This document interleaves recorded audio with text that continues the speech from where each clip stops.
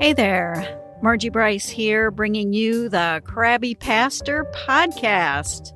And I don't think you're going to be too surprised to know that it's too easy today to become the Krabby Pastor. Our time together will give you food for thought to help you be the ministry leader fully surrendered to God's purposes and living into whatever it takes to get you there and keep you there. So we're talking about sustainability in ministry. This episode of the Krabby Pastor podcast is dedicated to traveling the highs and lows of the high holy holidays. And this is your reminder to share this podcast with anyone you think needs to hear it and needs to be encouraged. You know, we're going after always having one less Krabby Pastor on the planet. So that's kind of my goal. I should write that as a mission statement. Anyhow, one less Krabby Pastor is always a good thing, or at least one of us that remembers not to be crabby is a good thing. So, okay, this podcast is going to drop a little bit after Easter, and that's intentional. I wanted to give you a moment to come up for air after you've been just running, and busy. So it's after Easter. You got through it, you survived, and you know, maybe it wasn't even your first rodeo anyway, and so this is all old hat, sort of. I hate to make it sound like that, but you know what I mean. Yeah, if you've done 20 Easter Sundays, it's definitely not your first rodeo. But if you've done like 5 or fewer, it definitely is a learning process, right? And after some of you experienced a lengthy Holy Week, perhaps it was followed by more than the usual number of worship services.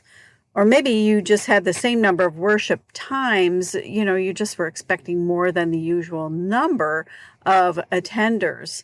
So what I am wondering is whether some of you have a little bit of postpartum depression. You know, you labored over Easter, the message, the music, the decor, you know, everything had to be just right. And then you gave birth to it. You want to make a great impression. And did you know there are companies that actually can come in and investigate? They send like mystery shoppers in, but they're mystery worshipers in to assess the kind of first impression that you're making. You know, they want to check out your worship service, the ethos, the friendliness of your people, you know, if it means, when churches always say they're friendly, but, you know, they usually mean they're friendly to each other, not necessarily other people, but they want to test your friendliness and the ease of entering and navigating your facility and all kinds of things. So there are actual companies that do that because you do want to make a great impression on people that come through your doors, especially on the high holy holidays, right? What you're going for really is to make the access to the gospel easy and that there's a clear path right to the gospel, right? And maybe you're hoping too that some of the departed, not to be confused with the deceased, those believers who seem to be missing in action, you know, might feel the need to reconnect, especially in this, I don't even know whether to call it, post-pandemic time. I don't know. Are we? Anyway, moving on so I don't get stuck there. Early on in the pandemic, I had one ministry colleague tell me what disturbed her the most was that people were going to get out of the habit of going to church. So, like, what is it? 28 days to create a new habit? 21? Well, anyway, months after closures of worship centers, well, you know, it was way more time than that. When she said that to me, I thought, isn't it true that worship is more than a habit? I mean, I know. Habits are good things. And I've read enough stuff material by James Clear, to be specific, to see how you can stack your habits to move you closer to a healthier lifestyle. And I even promote the notion that James Clear presents, that increasing your habits even by a small percentage over time can create really big results. So I'm not saying a worship habit is not a good thing, but I'm just wondering, isn't worship more than a habit? So in one of the churches that I served, they said the Lord's Prayer. Well, they did in all of them. So at some point in the service, you are saying a pastoral prayer, and then you roll into leading everybody to say the Lord's Prayer. And what I started noticing and hearing was they're saying the Lord's Prayer like da-da-na-na-na-na-na-na-na-na-na-na-na-na. You know what I'm saying? It just was a little too rote. And so I tried leading it in a different pace. And I said to them, this is going to be practice for following. You're going to follow me in this. And I tried leading the prayer in a different cadence. That didn't get me anywhere. So I decided for just a short period of time, we were just going to not do it.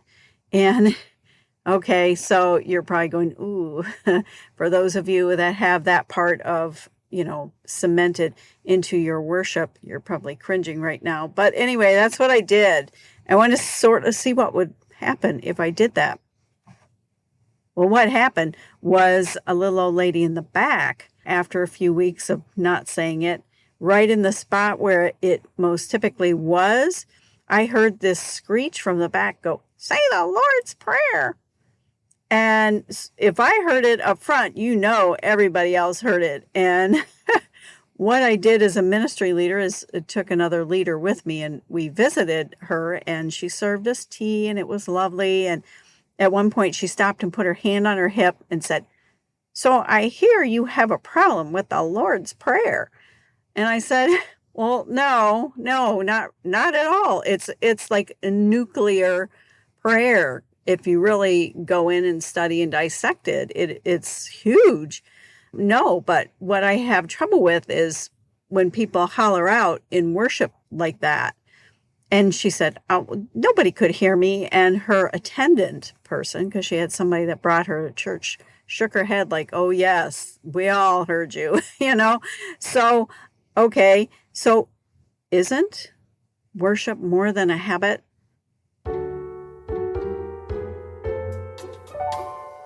Hey there, Margie Bryce here with the Crabby Pastor Podcast, always wanting to make sure that what I am serving up is what is going to be most helpful for you. While this is a podcast dedicated to encouraging self-care, and especially self-care in leadership, because, you got to lead yourself first before you can lead anybody else, I also want to make sure I'm offering you the content that helps you. I am also always on the hunt for any kind of burnout stories that you'd like to share, and I am always looking for your input on topics of great interest to you, or even just raise a snarky question at me about life in ministry. That's fine too. What I have is a form on the crabbypastor.com website. And what I need you to do is go to that website, go to the Crabby Pastor podcast link, and use the form there to communicate with me so that I can make this podcast be everything that you need it to be and more. Just know any information you provide me is confidential, unless you say to me, hey, I'd love to be interviewed on your podcast, or I'd love to be a part of chatting it up with you on your podcast. Other than that, unless you make it clear to me that you want to be an active part of it, or you want that kind of exposure, I will consider your material confidential.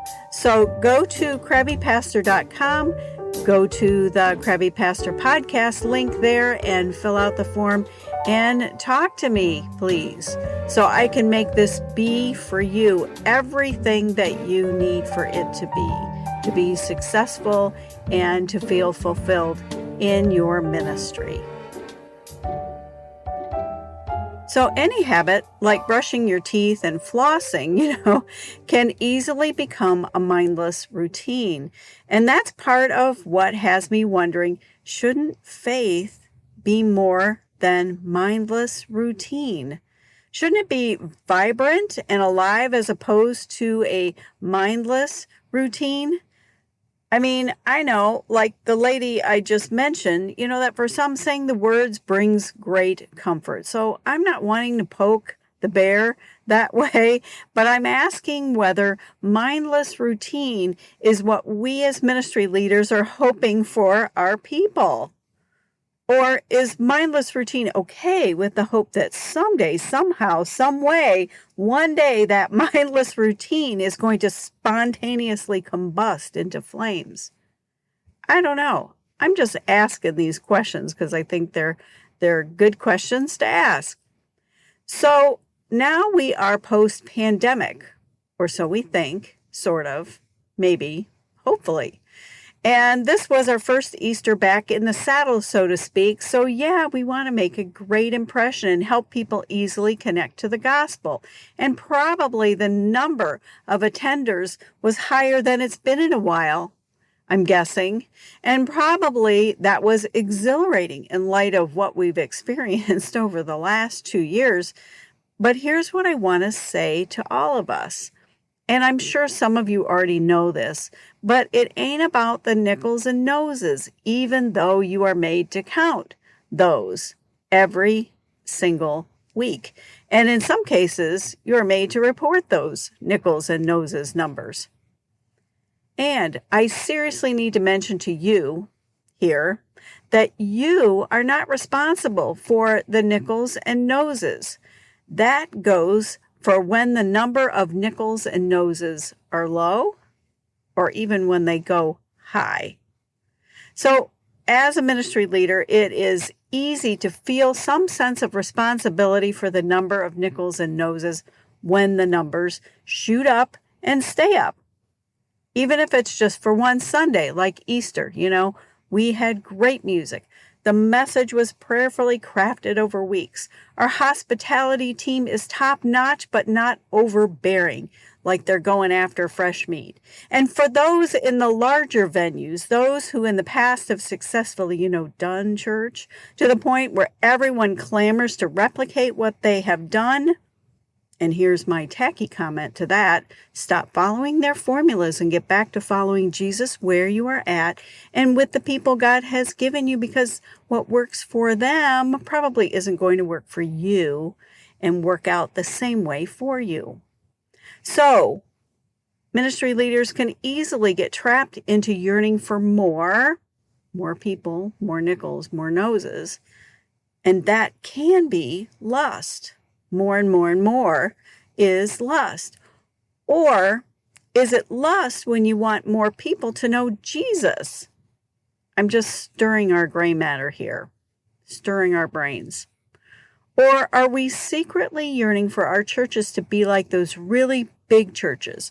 Is that really the only place where God attends or where God works? As some say today, we need to check our hearts. What happens, though, when the number of nickels and noses are low?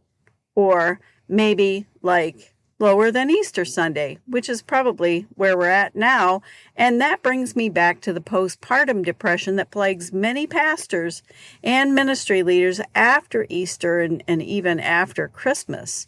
And I'm calling it postpartum depression because, you carried that special date through weeks and weeks of planning and finally you birthed it. And now what?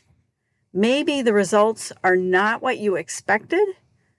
And I'm guessing for some who may have been through many Easters as a ministry leader, I'm betting in some cases the drop in numbers and noses, nickels, whatever, still stings a bit.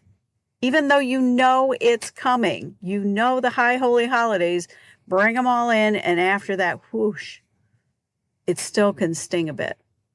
We then try to figure out what the issue is so we can address it. Is it the pandemic, the response to the pandemic, They got out of the habit of coming. They don't see the need of coming, even after 2 years off. And there's still some people struggling with the health implications of all of it, and we're just going to leave that here. But gee, I bet you a couple of ministry leaders out there are thinking, oh my gosh, maybe it's me. Maybe it's my breath. I'm saying this, and I never, ever have to make anything up because life is weird enough. But I actually had a ministry preparation course instructor talk about bad breath of pastors for like 30 minutes of class time. No joke. I timed it. After I could see it was going to go on for more than 3 minutes, I started timing. And it was about 30 minutes and I'm thinking, really? Really? Anyway, here's what I want to say to you, my friends in ministry. I mean, maybe I could say it ain't about the nickels and noses, but, way, way, way more than that. I want to tell you that God is responsible for the outcomes.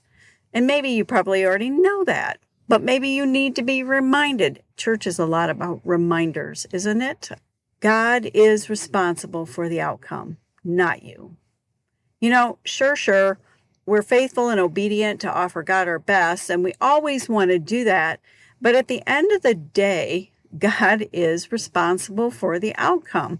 We work hard to set a buffet table with really good stuff. But as the song goes, sometimes people want to sit in the corner with their Snickers bar instead of partaking of what's really good, and in this case, good for their very souls. Truly, truly, truly, it ain't the 70s, 80s, or 90s no more where this magical bus drops folks off at the door en masse at the church. It was the thing to do then, right?